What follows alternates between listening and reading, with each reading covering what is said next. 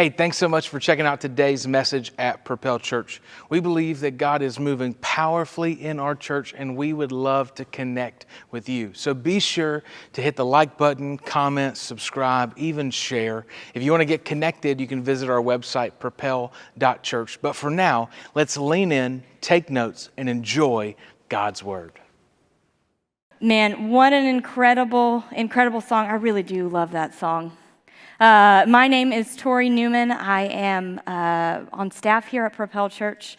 I'm also part of our communicator team and married to our incredible lead pastor who has been away this week doing lead pastor getaway. If you're new around here, we'd love to connect with you. Make sure you stop by the New Here tent on your way out. We just have a gift to say thanks so much for joining us at Propel. And So Pastor Nick's been gone this week, and people always ask me, like, hey, do you miss him while he's gone? And I'm like, yes, of course I miss him. And they're like, do you miss him? I'm like, I do miss him. I miss the house is much quieter. The house is also much cleaner while he's gone. The dogs get a little sulky when he's gone. But one of the things I miss the most while he's gone are the TV shows that we watch together. Any other couples in here, like you watch TV shows, this is the show you watch together. To watch it without them, you might as well be cheating, right? We got those shows. Yes, Pastor Nick and I have a whole slew of shows that we watch, and I can watch none of them while he's gone because... So I'm like, what am I supposed to watch? When I fall asleep at night, like normally we have the TV on, something going in the background. I'm like, I don't know what I'm supposed to do now. There's a show we watch together, and I can't watch it, and that's okay. But one of the shows that we watch is called Abbott Elementary. Has anybody ever seen that show? So if you haven't seen that show, it is it's sort of like a docuseries in the same way The Office and Parks and Rec are filmed, where you've got these scenes where they're playing out, but then you also have these like one-on-one moments with the character where they're talking to the camera. You feel like they're having a conversation with you. They're talking to the producers, but it feels like they're having a conversation with you. And man, we've really, really loved this show. It's about a school in sort of a low-income area of Philadelphia in Pennsylvania. There's all these characters. There's the teachers. It really starts off at a new school year. There's these young guns. They are fresh out of school, and they are ready to change the whole school system. It's going to be better because they're the teachers. Then you have the veterans who are like, you may not, and that's okay. And then you've got the staff who have a janitor who is full of the craziest stories. And then there's the principal. Her name is Ava. She's a very energetic character, very, very outgoing and extremely extroverted. I am an extreme introvert, so I'm like, there's a lot that is happening right there on the screen. I'm going to need you to tone it down. Also, you are doing a terrible job as a principal. Like, she's just really bad at her job. And you're like, how did you get a job at the principal? Turns out she blackmailed somebody on the school board, and so she could have this job. And that's why she's really terrible at her job. But at the end of every episode, there's sort of like a redeeming moment for her. Otherwise, like, people would be like, why is this character still here? But there's like something redeeming after every episode. And it's like, oh, okay, you're not so bad. And then, the next episode starts and you're like, oh, here we go again. And that's kind of how it is. And she's very,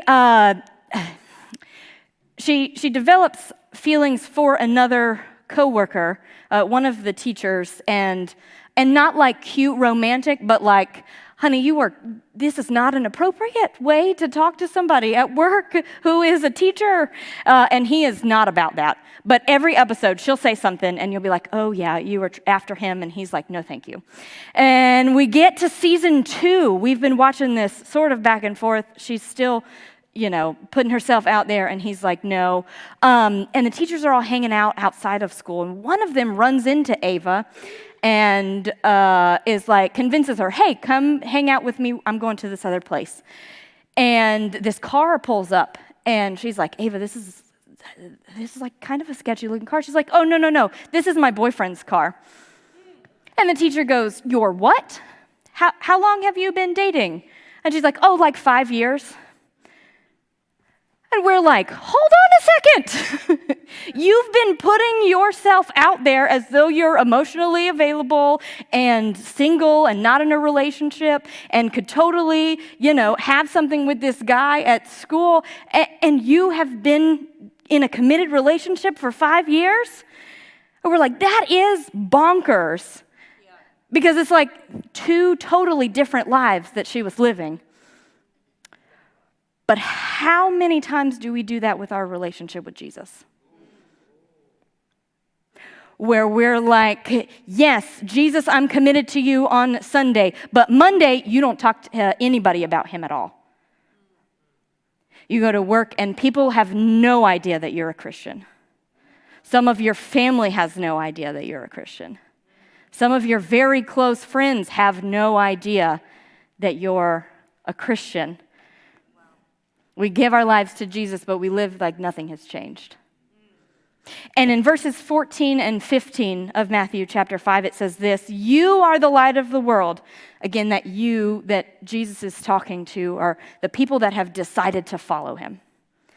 So if you are in here and you have decided to follow Jesus, you are included in this you. You are the light of the world, like a city on a hilltop that cannot be hidden. No one lights a lamp and then puts it under a basket. Instead, a lamp is placed on a stand where it gives light to everyone in the house. We are called to be a light of the world. But some of us are living our Christianity under a basket. And I know, some of you are like, but Tori, my relationship with Jesus is private. And I get that. I am married, happily married. We just celebrated 10 years this year. Woo woo, yeah, let's celebrate that. And I don't post every little thing that we do on social media. I don't send pictures of all of oh man, we went here and we did this. And the things that we do are, not all of them are public. But the fact that I am married is very public. How is it public? Number one, I have a wedding ring. This says, she's not single, she's off the market. No. But also in the way that I interact with other people. I'm not walking through stores holding other guys' hands. That would be weird. If y'all saw me, you'd be like, Tori, what are you doing? I would hope y'all would call me out on this. I'm not, riding in. Pastor Nick talked last week about some boundaries that we have when we move the line. I don't ride alone in a car with other men.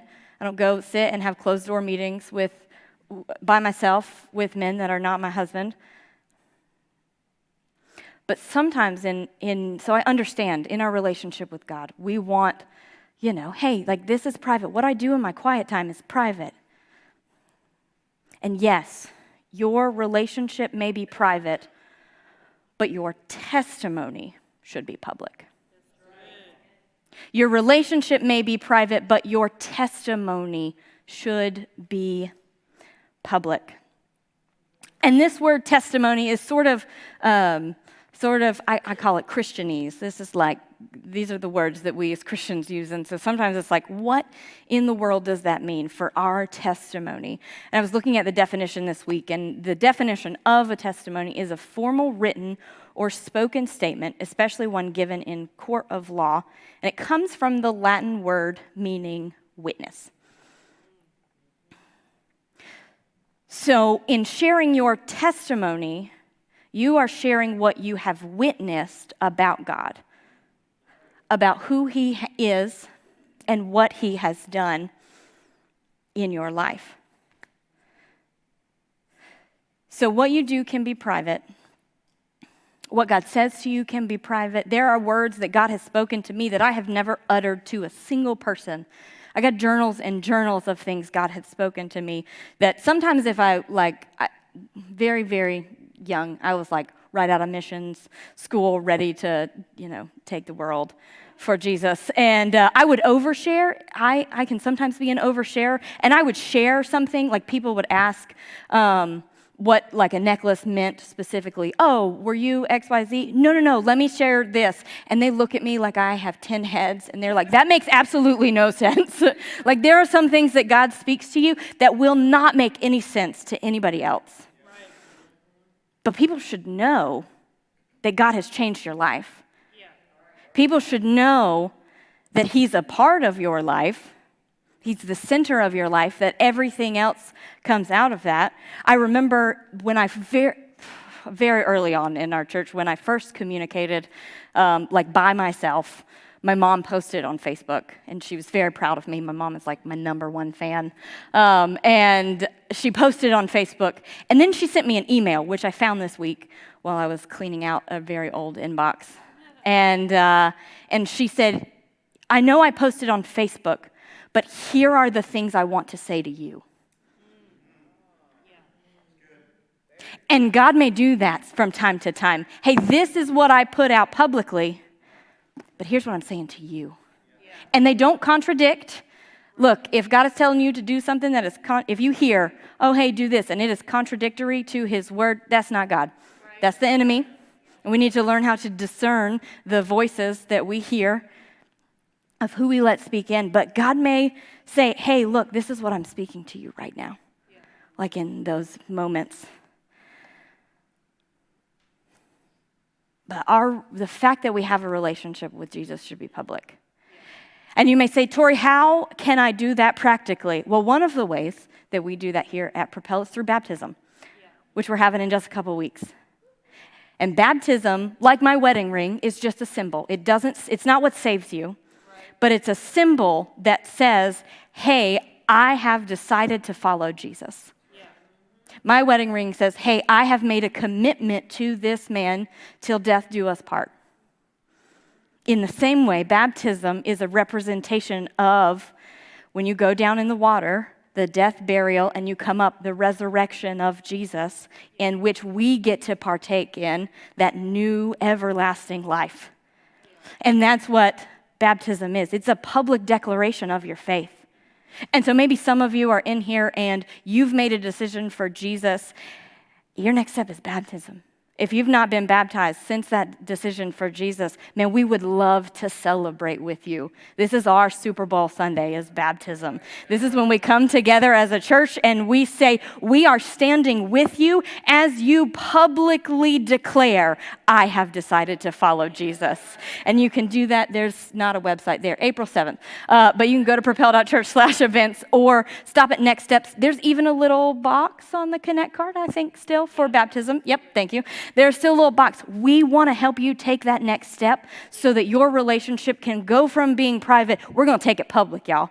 We're going to make it Facebook official by helping you to get baptized. And so I wanted to make sure you guys knew, hey, I'm looking to make my faith public. If you've not been baptized, let's get you baptized. We're going to celebrate with you. It is going to be amazing. But I think sometimes we're nervous to share our testimony, how God has changed our life, because we feel like we need to defend Jesus or defend God, defend the things that he's done, or we need all this knowledge. Man, what if somebody asks me a question about something in the Bible and I don't know the answer? People ask me questions all the time. I'm like, where did you read that? I'm still finding new things in the Bible. Right. But God is not asking us to be his defense. If you think about it in a courtroom, you've got a judge, sometimes you'll have a jury, then you've got these two tables over here for the defense and the plaintiff, and then you have this little box over here next to the judge, and this is the witness stand. Too many of us are living our lives like a defense attorney. And God is saying, I just want you in the witness stand. I just want you to tell your story, and by doing so, you tell my story. God does not need us to defend him. I promise you, he's got himself covered. What he needs is for you to tell your story. And as some of us try, I've seen it time and time again on Facebook, people I call it flipping tables, is the way that people are living their lives, where they are just going to stir up trouble. And we see in the Bible that Jesus did indeed flip tables. He's on his way to the temple with his disciples, and there's a bunch of stuff in the way. And we read that Jesus is flipping the tables over because he's like, hey, people need to be able to enter into the presence of God. Right. What he's doing there is he's removing the barrier between God and his people. Yeah. That's what the flipping tables was all about. It's not for us to go stir up trouble on people's Facebook posts. It's not for us to argue back and forth, because, and I've seen it happen before, inevitably, that puts us as the barrier between people and God. When we live our lives flipping tables, we unintentionally become the barrier that prevent people from wanting to enter into the presence of God. So God is calling us to share our story. And I think we hear so many incredible stories of life change. People that have that Saul to Paul moment. If you look in the Bible, Saul one day was having Christians put to death, and the next was inviting people to become Christians themselves, which I can't imagine the people in his life that are like, are you trying to trick us into becoming Christians so then you can put us to death? Like, I feel there was a lot of hesitation. If you read in the book of Acts, there was a lot of hesitation in bringing, he was called Saul, and then God said, hey, I'm going to call you Paul now. And it's a symbol of that life change that happened in him. And we see so many stories like that. Pastor Nick has a very similar testimony about how God changed his life, that he was stuck in a drug addiction.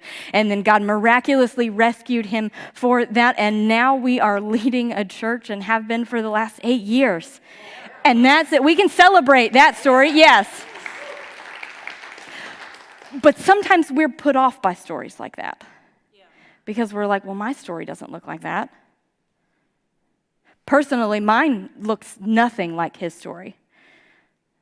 I was raised in a Christian home. I'm super grateful for my parents who met Jesus, and then they got married. Then they had us kids. They raised us in such a godly home. And for years, I struggled with the fact that I felt like I didn't have a testimony.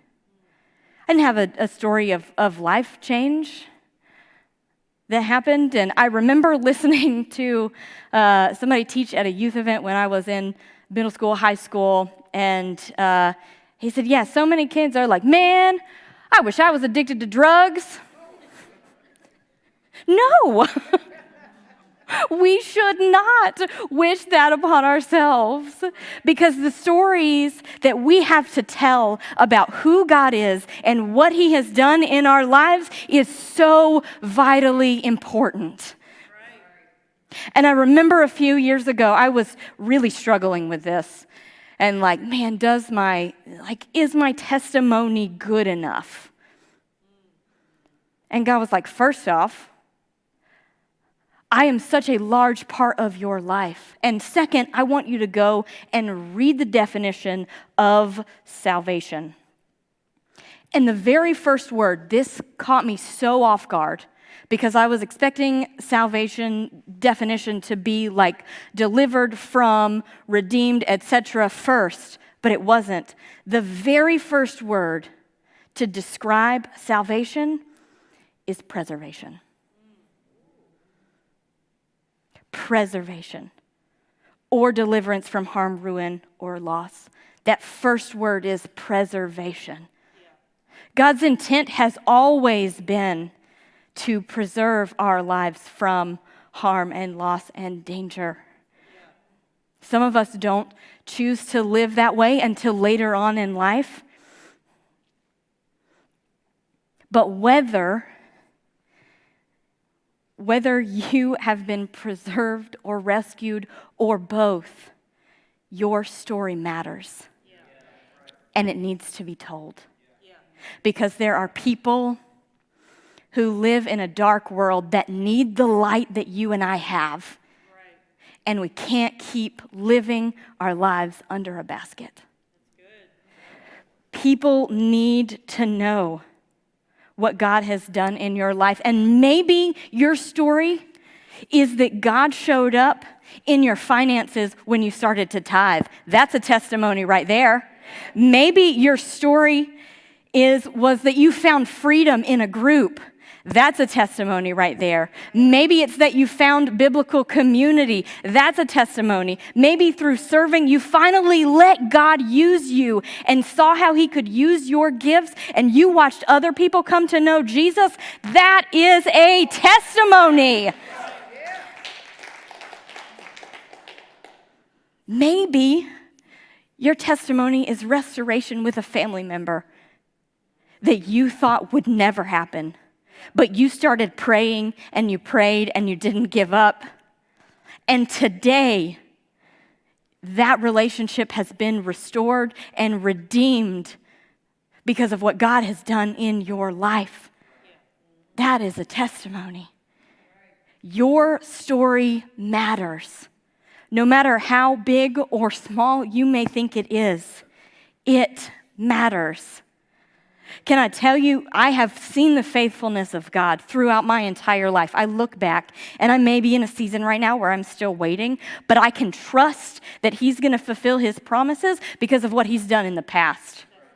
Back when he said, hey, you're going to go do missions for 2 years, and I was like, great, and then missionaries don't make any money. We fundraise.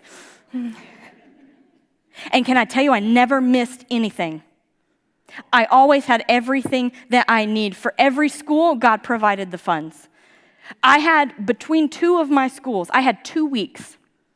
2 weeks in which I needed to raise $2,500.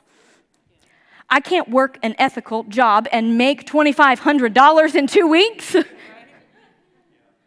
But I watched God provide time and time again for me through the people that he had put in my life and through constantly praying. And so I know that God has faithfulness in this season right now. I know that I waited and waited and waited until God finally brought me the man that I would marry, and he is exactly everything that God spoke to me, and I didn't have to settle.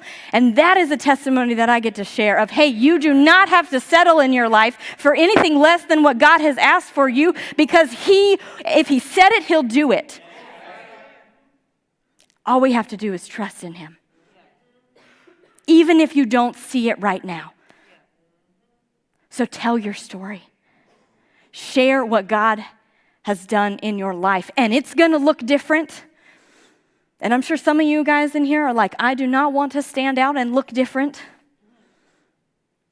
But our lives need to look different because the world needs to see a difference. Our lives need to look different so the world can tell a difference. They need to be able to say that there's a better way to live life. Because so many people are not coming to know Jesus because they look at the way Christians are living and they're saying, they're not living any differently than I am. Why would I go and become a Christian?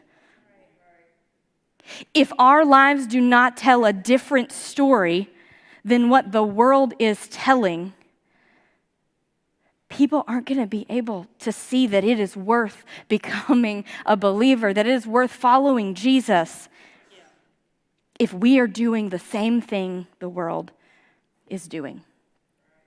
And you may ask, do they really care? We see people just kind of living the way that they're living. Do people really want to know if there's a better way to live? Last week was the Academy Awards, also known as the Oscars, and they released the 2023 Song of the Year. And the name of that song is What Was I Made For? What was I made for?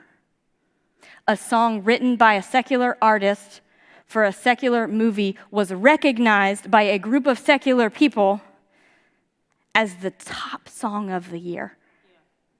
What was I made for? People have questions and we have answers. And if we had the cure for cancer, man, we would be so fast to call everybody up. We're not so much when it comes to Jesus. We have the answer. You feeling hopeless? I have the answer. His name is Jesus. Are you living in anxiety and fear? I got the answer. His name is Jesus. He is the Prince of Peace. We've got the answer to the questions that people are looking for, but they need to know there's a different way to live. God is literally the creator of the world and all things, and of love and forgiveness. And there are people that do not believe in Jesus that love and forgive better than we do. Why? Jesus said, they will know you by your love.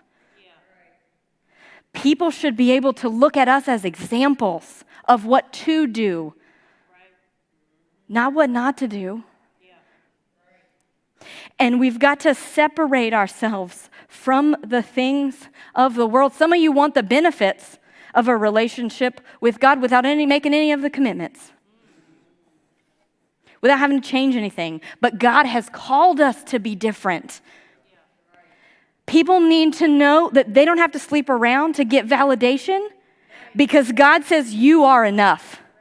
They need to know they don't have to look for a community to identify with when their family abandoned them because God says, I'll adopt you into my family. You can become my child and I will never leave you or forsake you. They need to know they don't have to live in fear or anxiety or depression because God says, I'll give you my peace and my joy will be your strength. Your life needs to look different. Romans 12:2 says, don't copy the behaviors and customs of this world, but let God transform you into a new person by changing the way you think. Then you will learn to know God's will for you, which is good and pleasing and perfect. Side note, you want to know why you can't discern what God's will and plan is for your life? Maybe you need to let Him change the way you think. Renew your mind and change the way you think. And living differently does not mean we're ignorant to what's going on around us in the world. I am very aware of all the things that are happening. I'm aware there's a spicy side of TikTok, but I don't live there and I don't linger there. The moment I realize a video is going in a different direction, we're swiping up. And we're not like, well, maybe that's not it. Nope. We're swiping up. Lingering is what turned Lot's wife into a pillar of salt. I don't have time to go into all that. But the lingering, that's where we'll get trapped up. We can't even linger. Nope.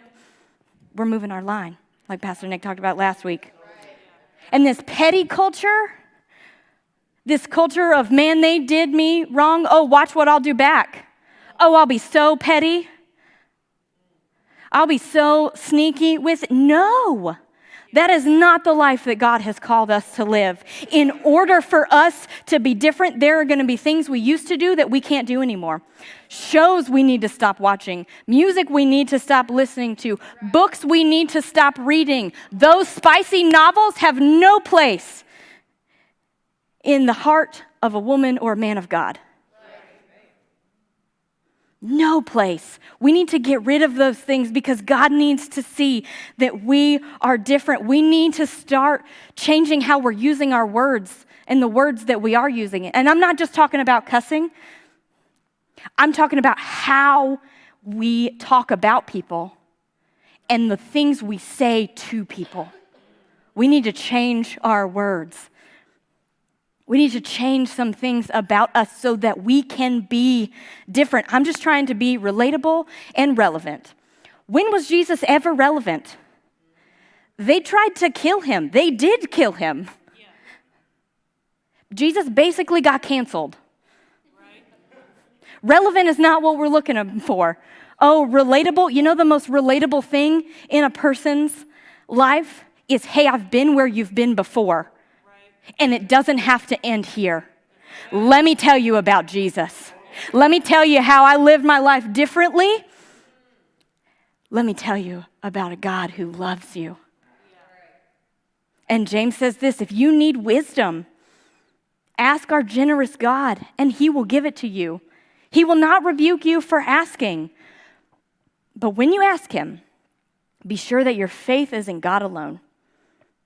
Do not waver, for a person with divided loyalty is as unsettled as a wave of the sea that is blown and tossed by the wind. Such people should not expect to receive anything from the Lord. Their loyalty is divided between God and the world, and they are unstable in everything they do. We need to live stable lives, building our foundation on God, on his word, and sharing what he has done in and through us. Because we can't have both. We're not over here 1 foot in, 1 foot out. Nope. No, we got to be all in. You ever see those TV shows where a detective goes undercover and he's been undercover for so long, the lines start to get blur on who he really is and this character he's undercover as? We can't live like that. We've got to be true, not to ourselves, to who God has called us to be. A couple of years ago, God speaks to me in, I call them short films. And so I get like videos, I get video footage in my head as I pray. And God spoke to me and he showed me the picture of this young girl in a house and the enemy's on one side and God's on the other. And they're both fighting for her allegiance. And suddenly, the floor caves in. And the enemy starts to pull her down, and she reaches out, and God grabs her hand, and she looks up at him, and she says, "Hey, pull me out." And she's begging and pleading, and he looks at her, and he says, "But first, you need to let go." And she looked down, and she was holding on to the enemy. In order for God to pull us up into the things that he is calling us to, he's not calling us out, he's calling us up. We've got to let go of the things that are pulling us down. 1 Peter says they stumble because they did not obey God's word, and so they meet the fate that was planned for them. Because if you go one direction, there are consequences. There's an end game there. But you are not like that. Listen, these words are for you. If you are a follower of Jesus and you're like, "Hey, I need some clarity on things," let me give you a little bit. You are not like that, for you are a chosen people. You are royal priests, a holy nation. Holy, which does not mean set aside, it means set apart. God's very own possession. And as a result of being all of these things, you can show others the goodness of God. For he called you out of the darkness and into his wonderful light. We were designed to live uncovered and unhidden so we can show others the goodness of God. So for some of you today, it's time to come out of hiding. You've been living your Christianity with a basket over your light. There are people around you that need to experience the light of Jesus that is in your life. It's time to come out of hiding. It's time to take off whatever is blocking you from being able to share what God is doing in your life. And that may mean that there are some things you need to let go of. Some things you need to release so God can pull you into everything that he has for you. So you can be that example, so the world can see a difference through your life, not so that they can see you. This is not about making our name great. This is about making his name great and showing people his goodness and his faithfulness and his love and what a relationship with Jesus can really be. And for others of you in here, maybe I was talking about that song and said the title, "What Was I Made For?" And you're lost. You're lost in a world of people pulling you one direction and another. and you've tried different things. Maybe you've tried substances. Maybe you've tried going from relationship to relationship. Maybe you thought if you could just find the right job, it would give you purpose and you would feel fulfilled. Let me tell you, there's only one person that can fit into all of those boxes, and his name is Jesus. He is the Son of God. God sent him because of his love for us, because there was a gap that needed to be bridged. And Jesus is the way, the truth, and the life, and the way that we can enter into a relationship with God. And so with every head bowed and every eye closed in this room, maybe that's you today, and you say, hey, I want to make a decision for Jesus. I want that relationship. Would you just lift your hand? Nobody's looking around. And we're going to say a prayer, but we're not going to make you pray alone. We're going to say this together. So church, would you repeat this after me? Say, Dear Jesus, today I give you my life. I place my hope and trust in you. Thank you for dying in my place so that I could have new life. In Jesus' name, amen. Thank you so much for joining us at Propel Church today. My name is Pastor Nick Newman, and on behalf of myself and our whole team here, we are so grateful that you chose to engage with our worship experience today and hear God's word. We would love to help you take a next step, but the only way we can do that is if you engage with us. So do us a favor, go to propel.church. If you feel led to take a next step today, our website will walk you through that. And if you feel led to give, you can click the Giving tab to partner with us financially to continue to impact Mount Pleasant and the surrounding areas for Jesus.